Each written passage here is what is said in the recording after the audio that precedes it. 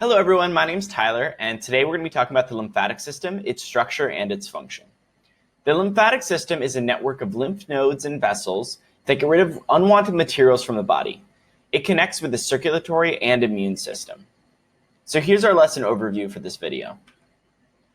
First, we're going to talk about the lymphatic system, then we're going to talk about the lymphatic vessels, and lastly, we're going to talk about lymph nodes. So let's talk about the lymphatic system.